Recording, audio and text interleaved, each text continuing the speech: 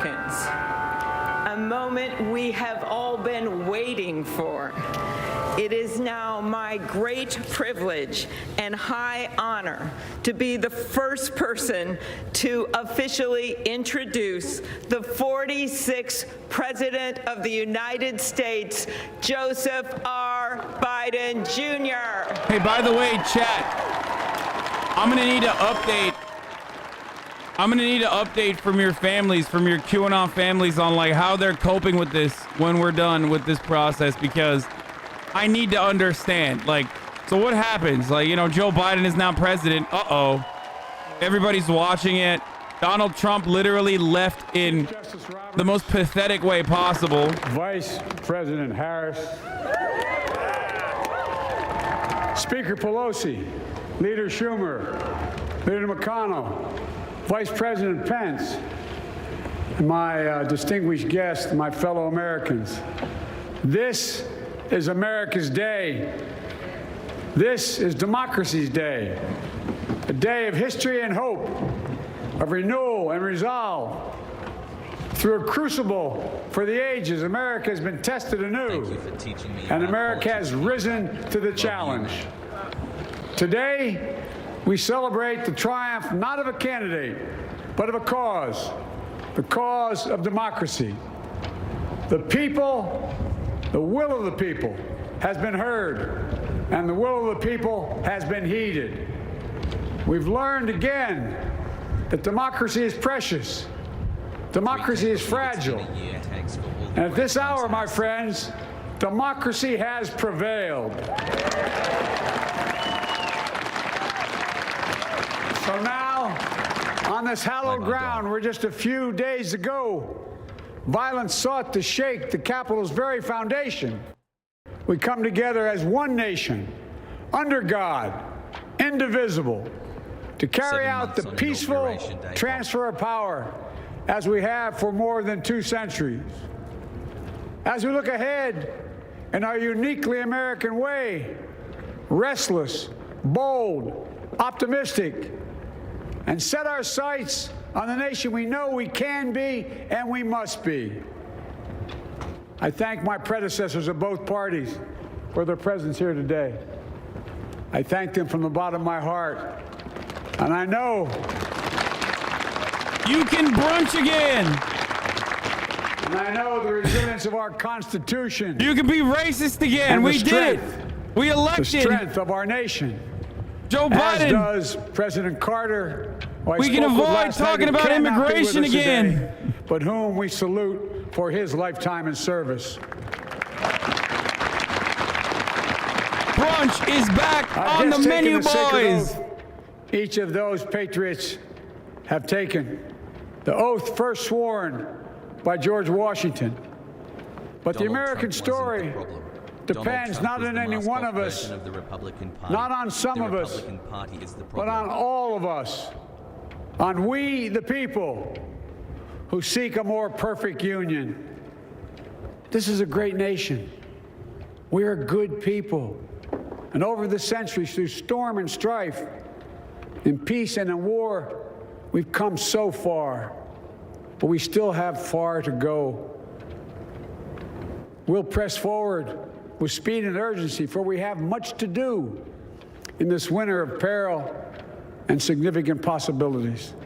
Much to repair, much to restore, much to heal, much to build, and much to gain. Few people in our nation's history have been more challenged or found a time more challenging or difficult than the time we're in now. Once-in-a-century virus that silently stalks the country. It's taken as many lives in 1 year as America lost in all of World War II. Thank you so much for streaming every day. Millions of jobs have been lost. Hundreds of thousands of businesses closed. A cry for racial justice, some 400 years in the making, moves us. The dream of justice for all will be deferred no longer. Will he mention science in the next 6 minutes? A cry for survival comes from the planet itself. A cry that can't be any more desperate or any more clear. And now, a rise of political extremism, white supremacy, domestic terrorism that we must confront and we will defeat. To overcome these challenges, to restore the soul and secure the future of America requires so much more than words. It requires the most elusive of all things in a democracy: unity. Unity. In another January, on New Year's Day in 1863, Abraham Lincoln signed the Emancipation Proclamation. When he put pen to paper, the president said, and I quote, "If my name ever goes down into history, it'll be for this act, and my whole soul is in it." My whole soul is in it. Today, on this January day, my whole soul is in this, bringing America together, uniting our people, uniting our nation. And I ask every American to join me in this cause.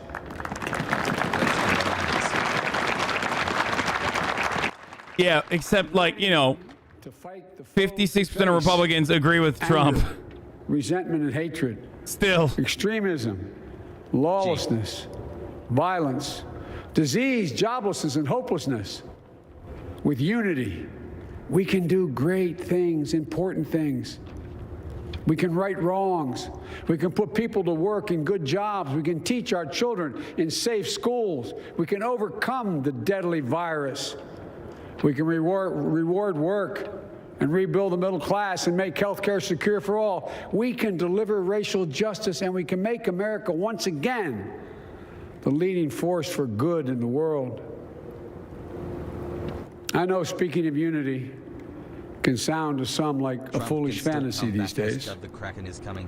I know the forces that divide us are deep and they are real.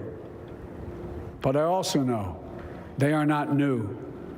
Our history has been a constant struggle between the American ideal that we're all created equal and the harsh, ugly reality that racism, nativism, fear, demonization have long torn us apart. The battle is perennial, and victory is never assured. Through Civil War, the Great Depression, World War, 9/11, through struggle, sacrifice, and setbacks, our better angels have always prevailed. In each of these moments, enough of us have come together shit. Daily dose to of carry all of us HasanAbi. forward. And we Boys. can do that now.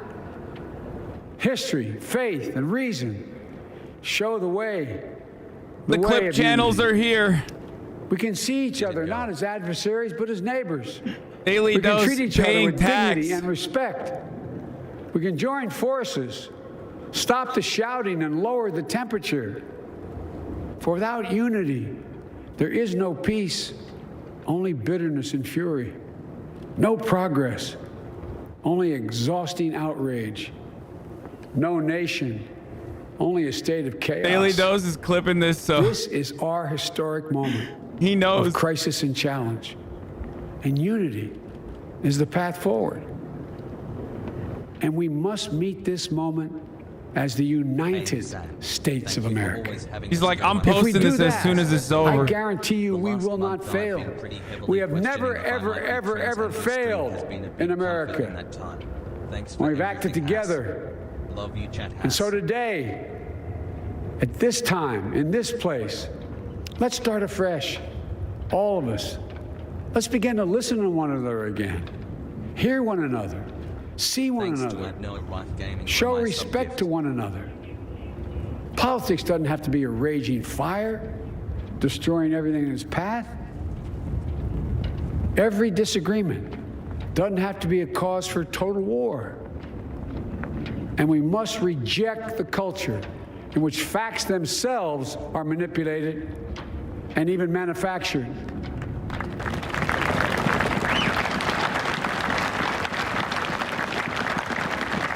My fellow Americans, we have to be different than this. America has to be better than this. And I believe America is so much better than this. Just look around. Here we stand in the shadow of the Capitol Dome, as was mentioned earlier, completed amid the Civil War, when the Union itself was literally hanging in the balance. Yet we endured. We prevailed.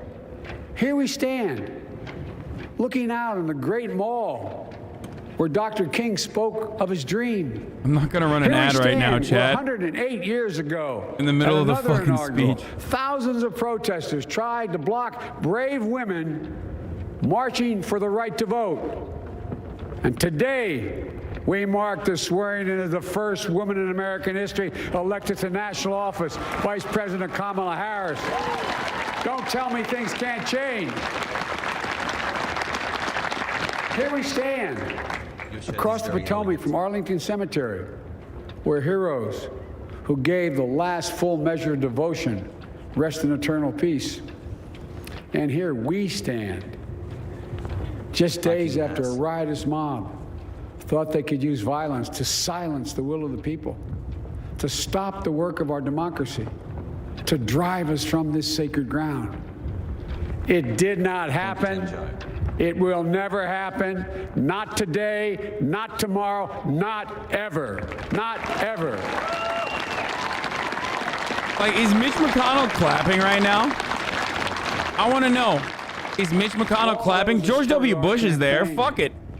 I'm humbled by the faith you've placed in us. To all those who did not support us, let I me need say a Mitch this. cam, dude. Hear me out as we move forward. Take a measure of me and my heart. And if you still disagree, so be it. That's democracy. That's America.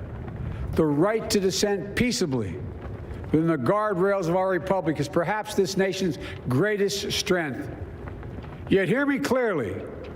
Disagreement must not lead to disunion. And I pledge this to you. I will be a president for all Americans. All Americans. And I promise you, I will fight as hard for those who did not support me as for those who did.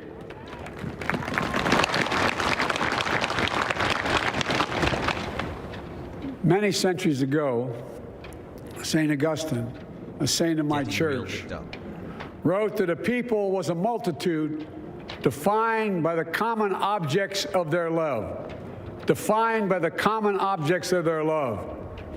What are the common objects we as Americans love that define us as Americans? I think we know. Opportunity. Look at it. Security. Look at how he's clapping. Liberty. Look at this. Dignity, respect, honor, and yes, the truth. Recent weeks and months have taught us a painful lesson. There is truth and there are lies. Lies told for power and for profit. And each of us has a duty and a responsibility as citizens, as Americans, and especially as leaders. Leaders who have pledged to honor our Constitution and protect our nation, to defend the truth and defeat the lies. Look, I understand that many of my fellow Americans view the future with fear and trepidation. I understand they worry about their jobs. I understand, like my dad, they lay in bed wondering, can I keep my health care? Q! Can I pay my mortgage? Q not! Thinking about their families. It's over! About what It comes happened. next. It's now Donald Trump. I promise you, I get it. They swapped him with Donald But Trump. the answer is not to turn inward, to retreat into competing factions, distrusting those who don't look like you, or worship the way you do, or don't get their news from the same sources you do. We must end this uncivil war. It's happening, That brother. pits red against blue. It's happening, brother. Rural versus urban. Trust the plan. Rural versus urban. The switcheroo is here. We can do this if we open our souls instead of hardening our hearts, if we show a little tolerance and humility, and if we're willing to stand in the other person's shoes, as my mom would say, just for a moment, stand in their shoes. Yeah, hoggers. Because here's the thing about life. There's no It's my accounting 5 months in for what private. fate Don't will have to deal wait for you. this, Hasan. I love this Some community. days, when you need a hand. There are other days when we're called to lend a hand. Today is a That's how it has to be. This is what we do for one another. And if we are this way, our country will be stronger, more prosperous, more ready for the future. And we can still disagree. My fellow Americans, in the work ahead of us, we're going to need each other. We need all our strength to persevere through this dark winter. We're entering what may be the toughest and deadliest period of the virus. We must set aside politics and finally face this pandemic as one nation. One nation. And I promise you this, as the Bible says, weeping may endure for a night, but joy cometh in the morning. We will get through this together. Together. Look, folks, all my colleagues I serve with in the House and the Senate up here, we all understand the world is watching all of us today. So here's my message to those beyond our borders. America has been tested, and we've come out stronger for it. We will repair our alliances and engage with the world once again. Not to meet yesterday's challenges, but today's and tomorrow's challenges. And we'll lead not merely by the example of our power, but by the power of our example.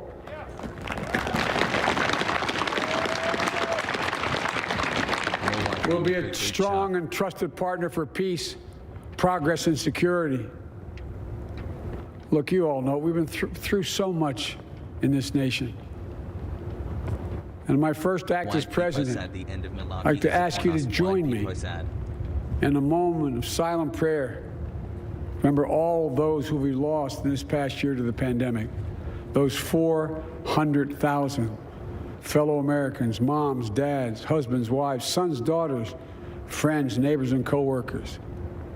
We'll honor them by becoming the people and the nation we know we can and should be. So I ask you, let's say a silent prayer for those who've lost their lives and those left behind, and for our country.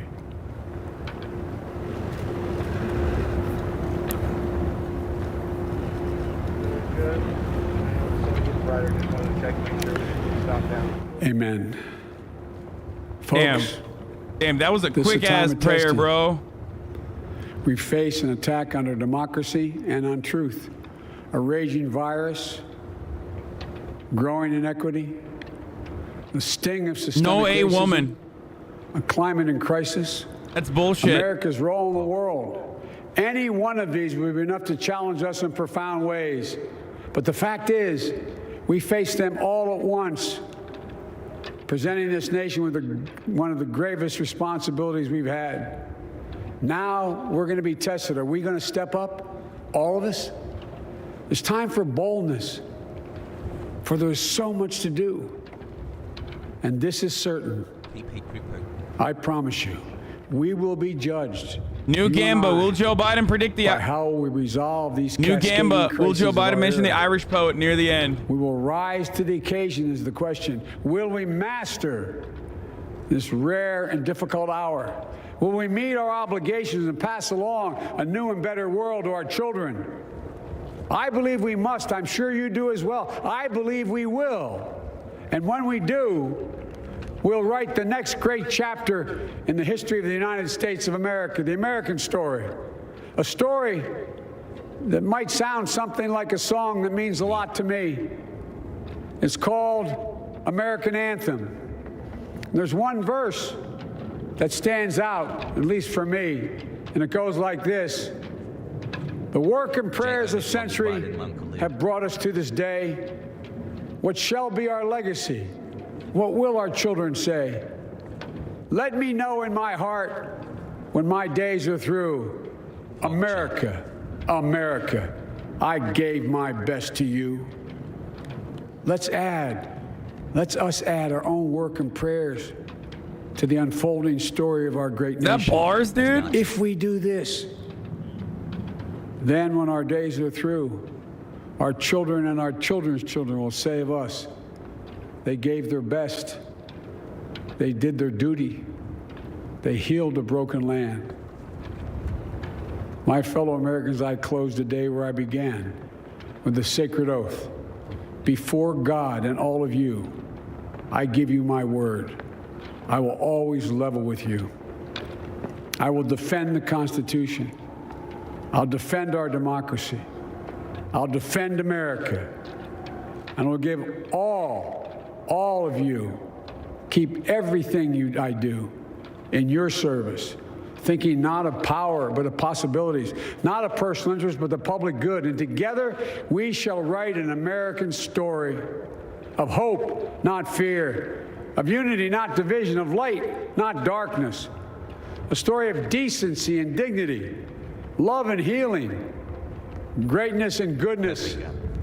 May this be the story that guides us, the story that inspires us, and the story that tells ages yet to come that we answered the call of history. We met the moment. Democracy and hope, truth and justice did not die on our watch but thrived.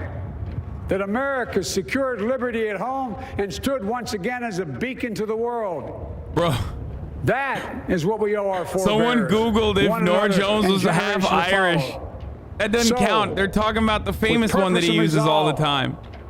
We turn to those tasks of our time, sustained by faith, driven by conviction, and devoted to one another and the country we love with all our hearts. May God bless America, and may God protect our troops. Thank you, America. The inaugural address of Joseph Robinette Biden, now 46th Look at him. president He's of the clapping. United States. Powerful, personal, emotional at times, delivered with command. The new president called Americans to empathy and action. I don't know, man. Look, I try to live it up a little bit, especially on occasions like this. You know what I mean? But like, leader of the revolution. like, is that actually emotional? Like, I don't feel it. We can't harden our hearts. We must open our souls. Put I just want, like, shoes, as his mother taught him. Healthcare, better wages, Please turn off TTS. social safety nets that the government provides to all Americans, regardless of race, color, creed, background. You know what I mean? What the